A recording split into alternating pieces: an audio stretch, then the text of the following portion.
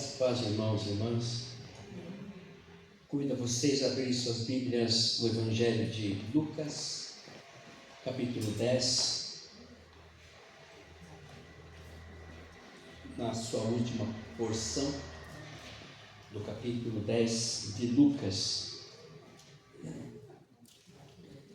Marta e Maria. Lucas capítulo 10, a partir do verso 38, diz assim: Marta e Maria, indo eles de caminho, entrou Jesus num povoado, e certa mulher chamada Marta hospedou-o na sua casa. Tinha ela uma irmã, chamada Maria, e estava esta quedava-se assentada aos pés do Senhor, e a ouvir-lhe os ensinamentos. Marta agitava-se de um lado para o outro, ocupada em muitos serviços. Então se aproximou de Jesus e disse: Senhor, não te importas de que minha irmã tenha deixado que eu fique a servir sozinha? Ordena-lhe, pois, que venha ajudar-me. Respondeu-lhe o Senhor: Marta, Marta, andas inquieta e te preocupas com muitas coisas. Entretanto, pouco é necessário, ou mesmo uma só coisa. Maria, pois, escolheu a boa parte, e esta não lhe será tirada. Ainda, agora Marcos capítulo 9, voltando aí a sua Bíblia, Marcos capítulo 9, a partir do segundo verso, a transfiguração. Marcos capítulo 9, a partir do segundo verso, que diz assim: 6 dias depois, tomou Jesus consigo a Pedro, Tiago e João, e levou-os sós à parte a um alto monte. Foi transfigurado diante deles. As suas vestes tornaram-se resplandecentes e sobremodo brancas, como nenhum lavandeiro na terra as poderia alvejar. Apareceu-lhes Elias com Moisés e estavam falando com Jesus. Então Pedro, tomando a palavra, disse: Mestre, bom estarmos aqui e que façamos 3 tendas. Uma será tua, outra para Moisés e outra para Elias. Pois não sabia o que dizer, por estarem eles aterrados. A seguir veio uma nuvem que os envolveu, e dela uma voz dizia: Este é meu filho amado, a ele ouvi. E de relance, olhando ao redor, a ninguém mais viram com ele senão Jesus. Oremos. Pai, quero te agradecer por a oportunidade renovada com cada um de nós, estarmos nesse santuário erigido para honrar o teu nome, Jesus, e ouvimos a tua palavra.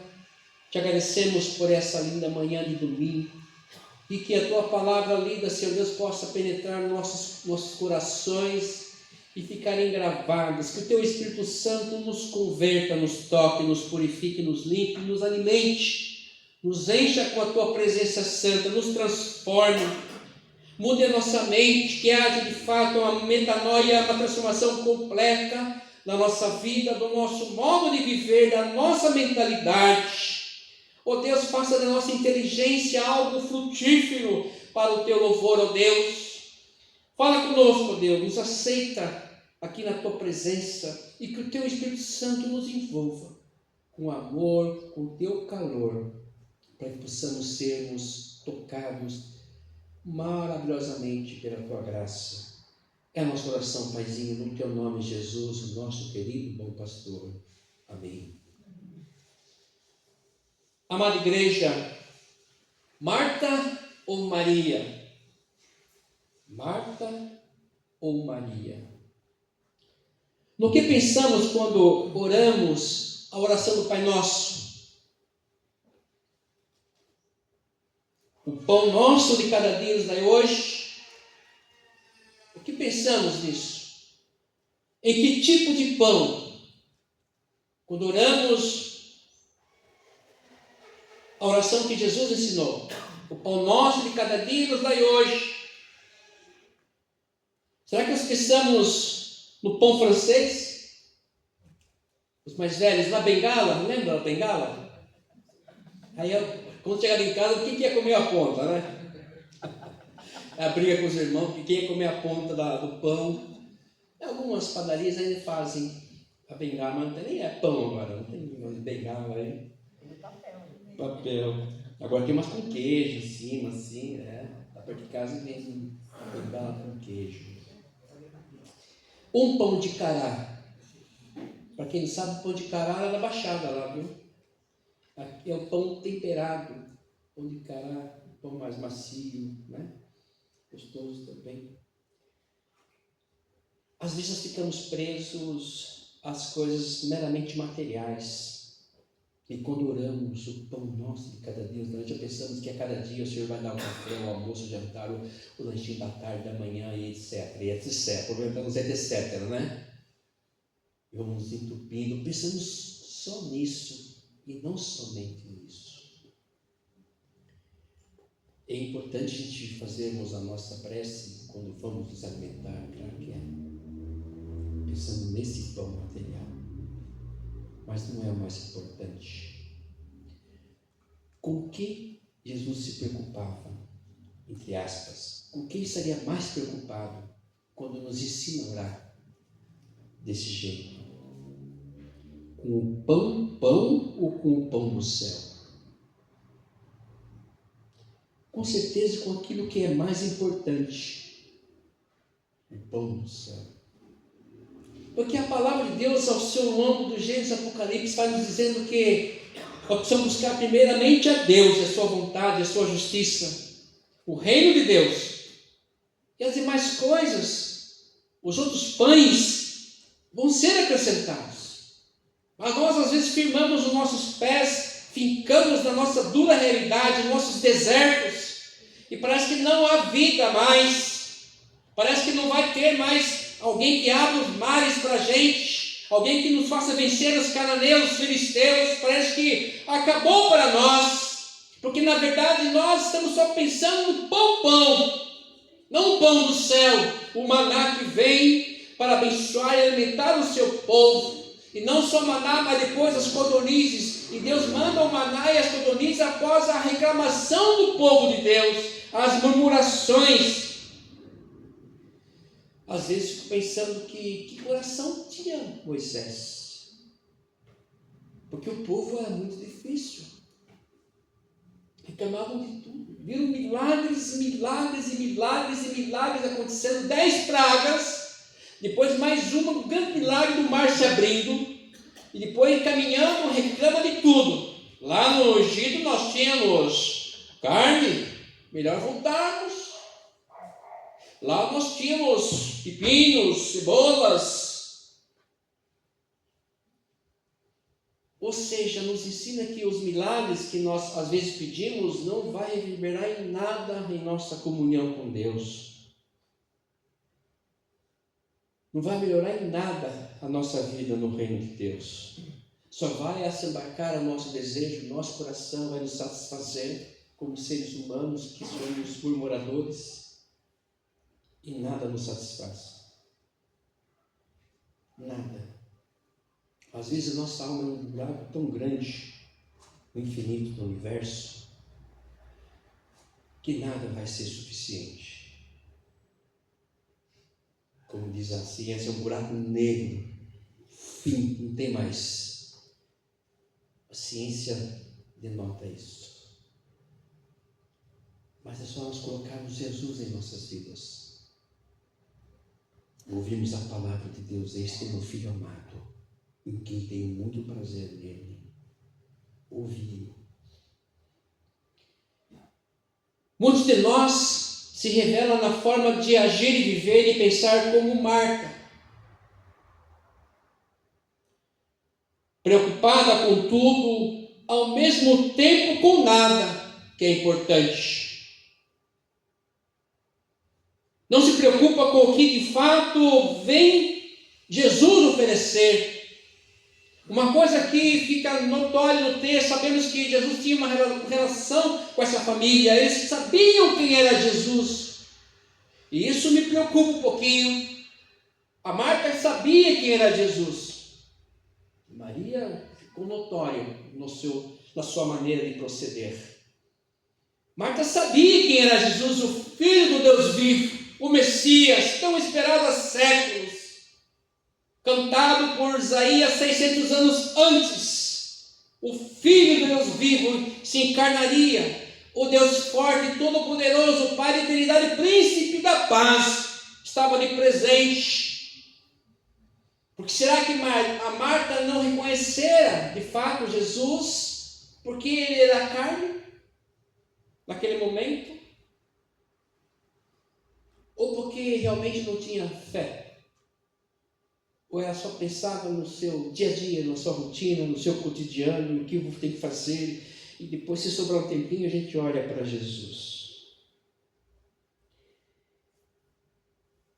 Ela não pensava no que Jesus representava, apesar de saber.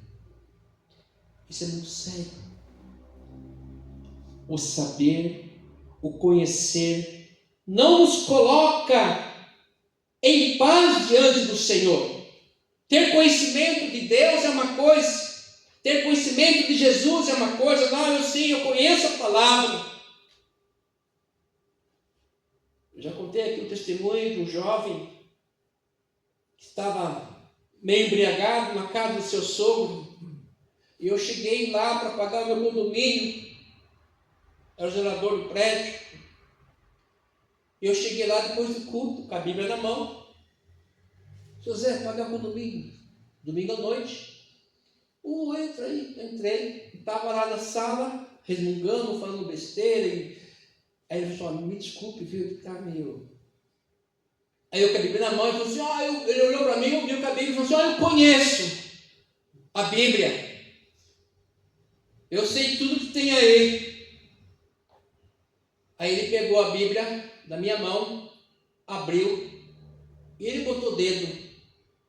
Jeremias 8. Eis que hoje põe diante de você 2 caminhos. Eu li bem alto. A vida e a morte. Hoje. Ele ficou mudo, sentou, não abriu mais a boca. Fechei a Bíblia. José, obrigado, viu? Mas ele que apontou o dedo. Eu só li a Bíblia, a palavra de Deus. O conhecer não significa nada. O que nós precisamos é de fato nos convertermos, é mudarmos a nossa caminhada, o nosso rumo, é de fato nos arrependermos dos nossos pecados. Isso é conversão, não é só conhecimento cognitivo. Eu conheço a história, eu conheço um monte de gente, pós-doutorado, cientista, que conhece o Novo Testamento no grego. E vocifera por aí, mas não tem a graça de Cristo no coração. Ele diz que, inclusive, ele é ateu. Alguns dizem que são ateus. Tem que estudar o grego, o Novo Testamento, porque é história, é geografia, é cultura de um povo maravilhoso, que repercute até hoje nas nossas culturas.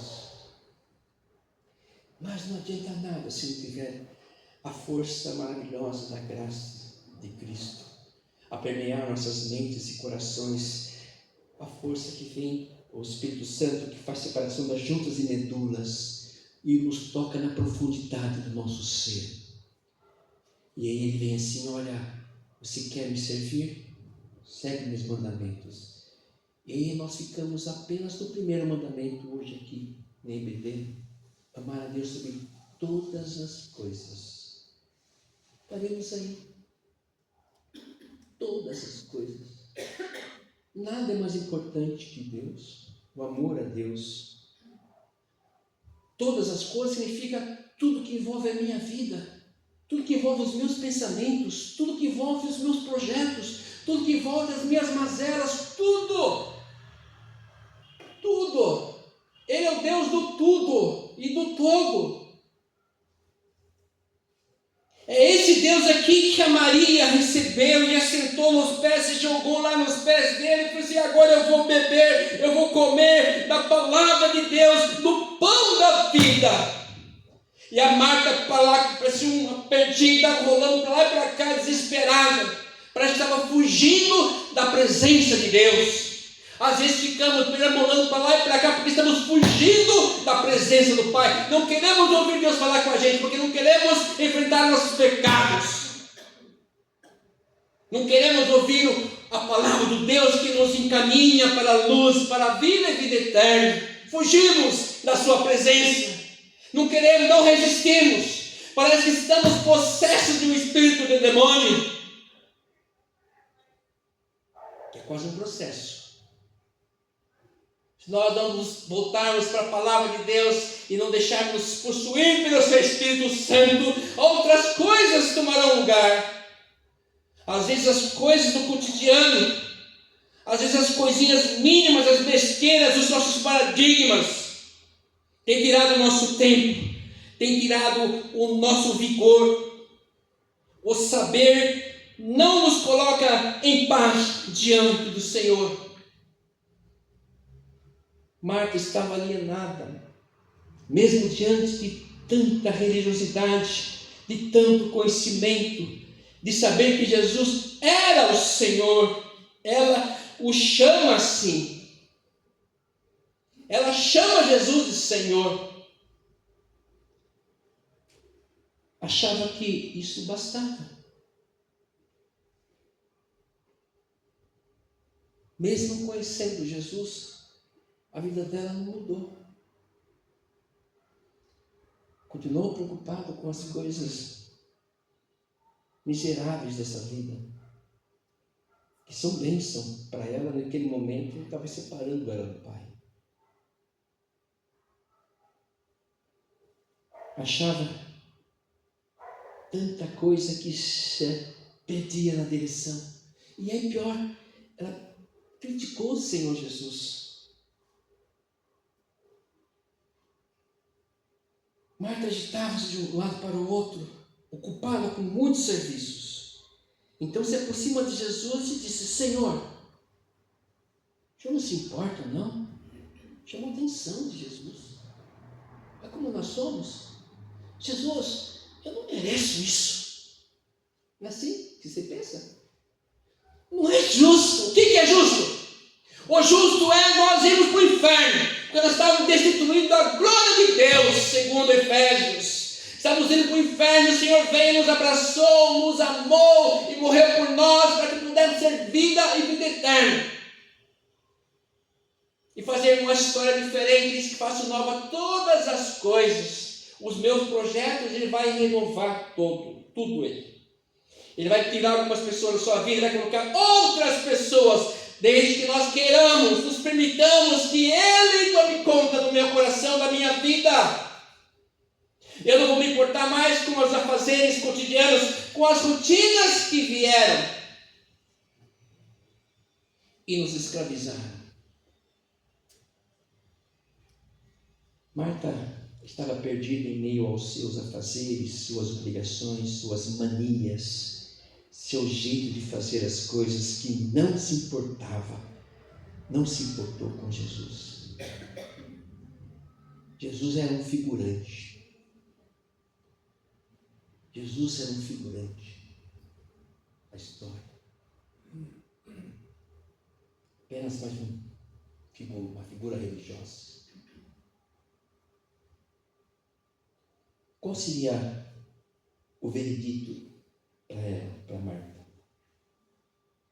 Estando diante do Senhor, apesar de conhecer, não reconhecer como Senhor, Rei, Deus, Salvador, amigo. Marta estava perdida. Marta estava diante do Deus Todo-Poderoso, o Deus forte, não qualquer Deus, o Deus conselheiro, Pai da eternidade. O tempo é dele. Agora é tempo de Maria se sentar aqui. Vou esperar, quero ouvir. Ele é o Pai do tempo e o Príncipe da paz, que traz sossego às nossas ansiedades, às nossas loucuras, aos surtos de ansiedades que nós temos, que acelera o nosso coração, nos faz ter suar às vezes de tanta ansiedade. Parece que a gente vai ter um infarto. Parece que precisamos ir no cardiologista muitas vezes diante das nossas lutas. Ele é o príncipe da paz. Vamos nos sentar aos pés de Jesus e ouvir.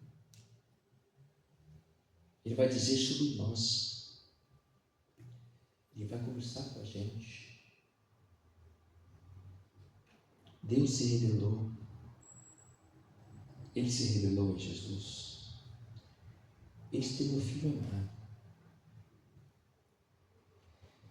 No monte da transfiguração, Pedro, como um de nós, a gente já quer fazer tenda. A gente quer fazer já uma igrejinha aqui, outra igrejinha lá, outra igrejinha lá. Para com isso. Vamos fazer igrejas. Não é sobre isso. Ouve, esse é meu filho amado, em quem eu tenho muito prazer, ouça ele. Não porque aqui eu fazer uma tendinha para Moisés, outra para Elias. Nós gostamos da tradição, da cultura, gostamos daquilo que nos retrata o sagrado. Isso é lindo assim, é o amor que Deus coloca em nosso coração, mas não é só sobre isso. Precisamos ouvir Deus, ouvi-lo e obedecê-lo na íntegra. Apesar de nós às vezes nem concordarmos, acharmos assim impossível algumas coisas, mas é aí que é a palavra de Deus. Tem coisas que a gente não vai discutir, é com Deus, é a palavra dele que é para o nosso bem, não é para o nosso mal. Eis que tenho para você uma palavra de bênção, de coisa boa, de vida, de paz, de alegria. Você quer ser feliz? Bem-aventurado é o varão que não anda segundo o conselho dos ímpios, nem se assenta na roda dos escarnecedores, tem seu prazer na lei do Senhor e nela medita de dia e de noite. Isso é felicidade, bem-aventurado. Bem-aventurado, na voz de Jesus, é você chorar porque estão chorando, é ter empatia. É você se importar com as injustiças e fazer algo diferente. Isso é felicidade.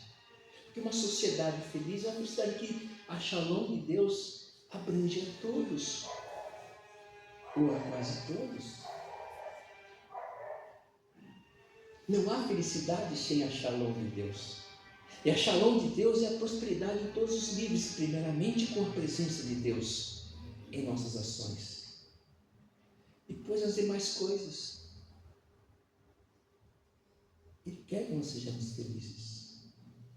Mas segundo a cartilha dele, não a nossa cartilha.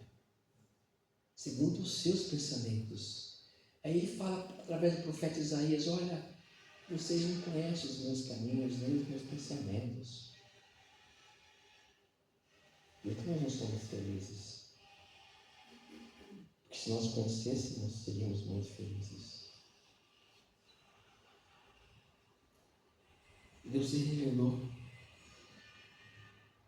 Foi uma voz do céu: este é meu filho amado. Tu és o meu filho amado, em ti me comprazo. Para encerrar, queridos, o Salmo 37, 4, 5, 6 se conhece de cor. Né? Você sabe de cor os 5, os 37 do Salmo, mas o 4. Agrada-te do Senhor, que Ele satisfará os desejos do seu coração. Agrada-te. Ou seja, tenha prazer, deleites na presença dEle. Seja feliz na presença dEle, que nem Maria sentou lá, agora vou beber aqui, ó, o pão da vida. Eu sou o pão da vida, diz o Senhor Jesus. Quem comer de mim não vai ter mais fome. Eu sou a água, e quem beber de mim desta água jamais terá sede. É disso que Jesus está falando para nós hoje. E Ele fala assim: tenha prazer na minha presença. Insista. Se alegre. Insista.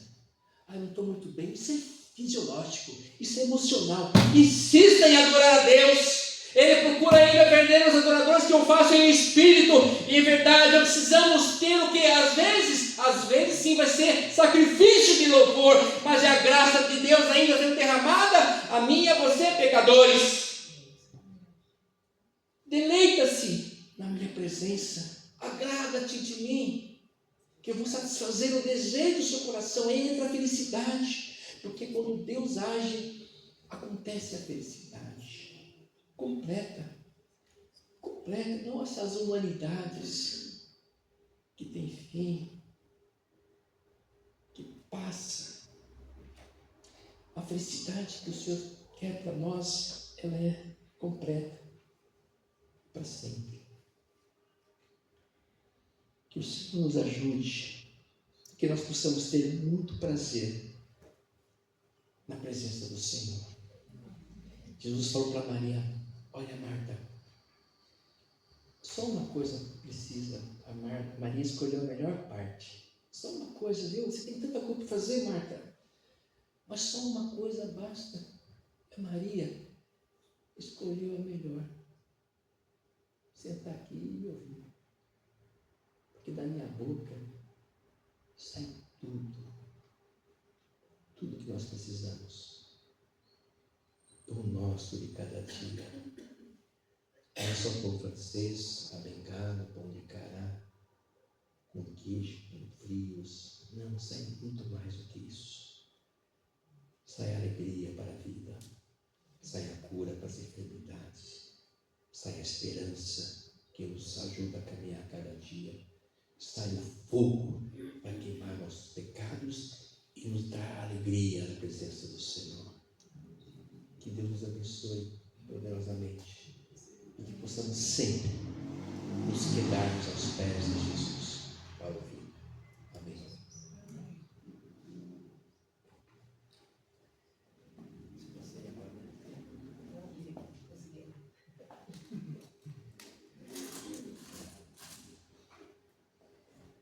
Vamos preparar para esse passeio, Senhor.